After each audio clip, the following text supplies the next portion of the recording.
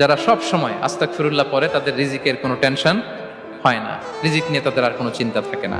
আল্লাহ নবী নূহ আলাইহিস সালাম যিনি ওনার জাতিগোষ্ঠীকে বলেছিলেন ফাকুল তুস্তাগফিরু রাব্বাকুম ইন্নাহু কানা গাফফারা, তোমরা বেশি বেশি ইস্তিগফার পড়ো, তিনি ক্ষমাশীল।